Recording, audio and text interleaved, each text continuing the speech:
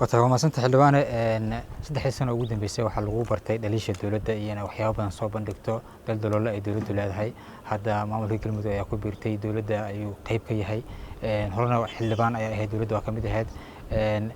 دليش هذه مسيوي دون تمسوها قاب سنة. ما هورت دليش لكل مقام له مقال.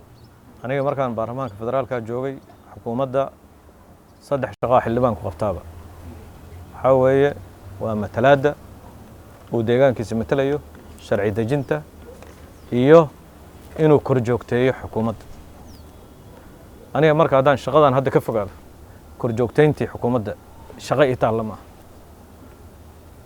waxa ii taala shaqooyinka ii yaala waa la yaqaanaa waxaan uga tagayaa xildhibaanada federaalka ee jooga ayay shaqadoodii tahay aniga shaqadaas hadda waa ilaa wakafa Allahu al-mu'miniina al-qitaal hadda inaan wax xagradayna saddexdii sanana inaan wax xagraday iyo barkiina umaleyn maayo in dadka Soomaaliyeed ay qirayaan inaan si la yaqaano oo maaragtay dastuuri ah aan maaragtay hawlahaygii shaqadeeda ku gudan jiray saddexdoodana midna inaan ka gaabin markii sharci baarlamaanka la keenana dadka ugu badan oo ka doodaan ahaan jiray saxa toosiya xukuumadda iyo maaragtay kor joogteynteeda iyo la xisaabtankeedana dadka ugu badan baan ahaa deegaankayga matalaadiisiina inta jeer oo aan tagay iyo markii xaaf lagu kacsanaa iyo hawlihii meesha ka jiro waxa weeye daqiiqad baan u taagnaa oo tagay marka shaqadeydii waxaan aaminsanahay inaan si la yaqaan u gutay amaam Allah mas'uuliyadii ahayd baarlamaankaas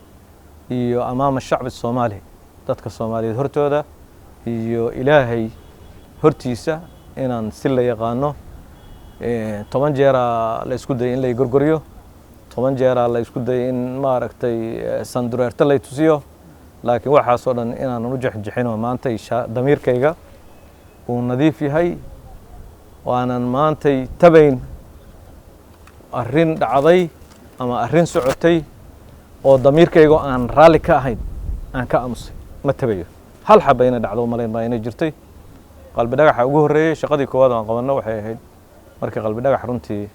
la dhoofiyay xajka aanu joogan ka soo hadlay oo xajinaya 2017 shaqadaas siday u bilaabatay ayayna hadda inay qalad ahayn arintaasna madaxduna waa ku hideen madaxweynaha Eritrea intuu tagay ayuu ONLF kor tagay ayuu qaladkiisii sheegtay marka maalinkaas anaguna sheegayna inay qalad tahay waxaan lahayn waxaan wax Soomaalina u san maahayn sidaas si la mid ah wixii shaqooyin la soo qabto dhan hadda ma lama tirin karo laakiin runtii waxaan aaminsanahay shaqadaas inaan si fiican u gutay xildhibaanada muddada yar oo kooban oo hartayna inay shaqadooda si fiican u gutaan oo runtii ugu yaraan wixii nusqaanaha jiray inuu meesha ka soo baxo aan lagu danayn shuruucda dalka inaan lagu danayn dan qofeed iyo danta madaxda rabta inaan lagu danayne dalkan maxaa dan ugu jirta in laga fiiriyo marka shaqadaydaasna waxaan rajaynayaa insha Allah kalmadu inay noqon doonto shaqo nadiif ah oo tii halkan aan ka hayo kale inaanan golaha wasiirada aan ka mid ahay ama systemkaas aan ka mid ahay in wixii aan halkan ka digay wax la mid ah inaan meeshaas ugu sameeyno iyadana waa shaqadeedii waa midaan qaatay way laakiin hadda mas'uuliyadda waxay ka saarantaa aniga halkaas iga saaranta